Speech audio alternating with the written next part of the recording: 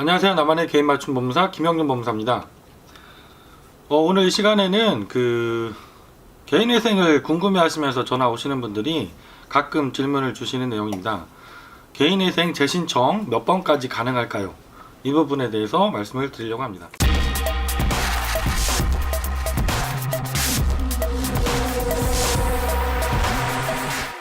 예전에도 한번 동영상을 올려드린 적이 있는 부분인데요.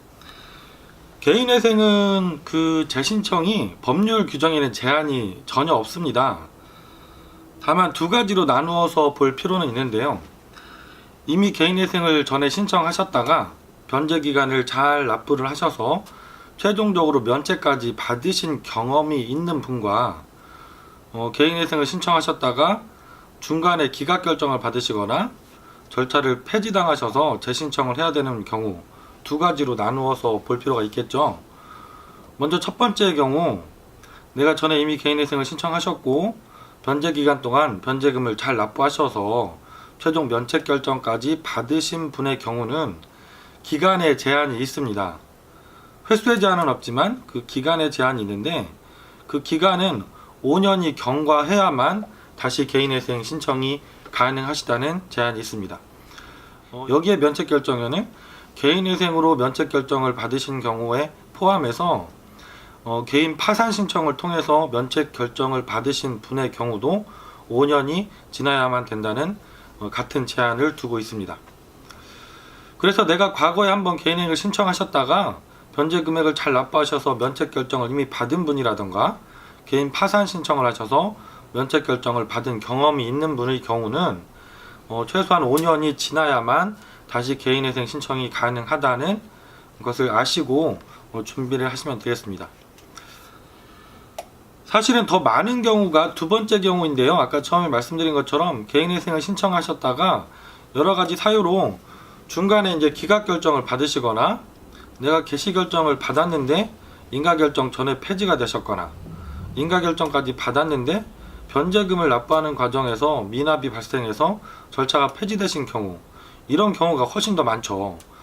이런 분들 같은 경우는 기간의 제한도 없고 횟수의 제한도 당연히 없습니다.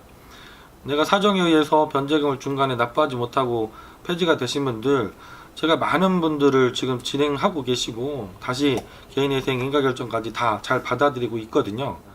왜냐하면 이런 일들이 발생하는 이유가 처음에 신청하실 때 변제 금액을 너무 높게 산정받으셨거나 아니면 적정하게 산정을 그 당시의 기준으로는 받았는데 추후에 이제 사정 변경이 생기시는 거죠.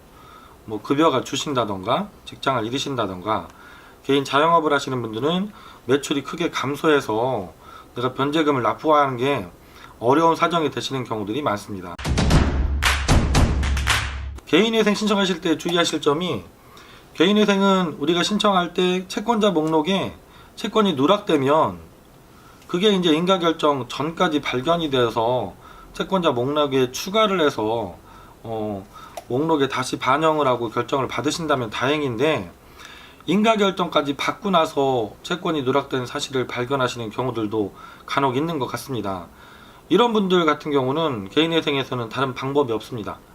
파산 절차에서는 면책 확인의 소라는 절차가 있기 때문에 내가 특별하게 고의로 알면서 누락한 게 아니면 구제받는 절차가 있지만, 개인회생에서는 목록에 기재하지 않았다는 그 자체만으로 다른 방법이 없습니다. 그래서 부득이하게 이미 인가결정까지 받고 돈도 내고 있었는데 추가로 누락된 채권이 발생이 되면 그 개인회생을 진행하던 것을 취소를 하고 폐지 신청을 해서 절차를 폐지시킨 다음에 처음부터 그 채권자까지 포함해서 진행을 해야만 되는 아주 번거로운 경우가 생길 수가 있습니다.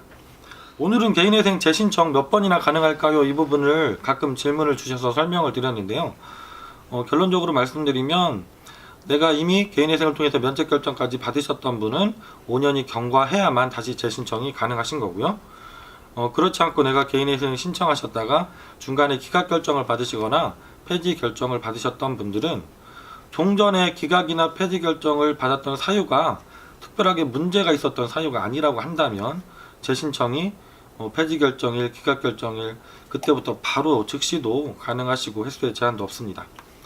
지금도 내가 개인회생을 여러 번 신청하는 경우가 되어서 다시 신청해도 가능할지 궁금하신 분이 계시면 전화를 주시면 제가 편안하게 상담을 드리도록 하겠습니다. 김영용 법무사였습니다. 감사합니다.